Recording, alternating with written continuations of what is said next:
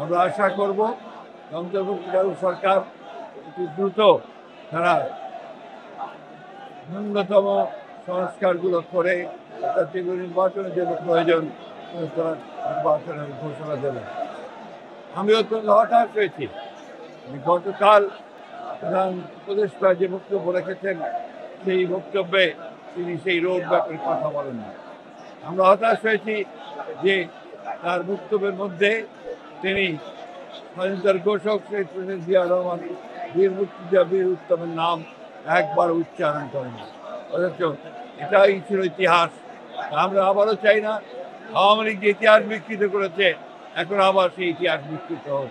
প্রকৃত সত্যকে উদ্ঘাটিত করে জনগণের যে আকাঙ্ক্ষা একটি গণতান্ত্রিক সরকার, এই গণতান্ত্রিক সরকারে যত দ্রুত ফিরে যাওয়া যাবে আমাদের সমস্যাগুলো ততই সমাধান হবে বলে আমরা বিশ্বাস করি। স্পষ্ট কথা, ডিসেম্বর থেকে জুন 6 মাস, সুতরাং এটা কোনো রোড ম্যাপ দেওয়া হয়নি। আমরা বারবার বলে আসছি যে স্পষ্ট রোড ম্যাপ এবং দ্রুত নির্বাচন, তা নাহলে যে সংকটগুলো সৃষ্টি হচ্ছে এই সংকটগুলো কাটবে না। আমরা বিএনপি ক্ষমতায় যাওয়ার জন্য নির্বাচনের কথা বলছি না।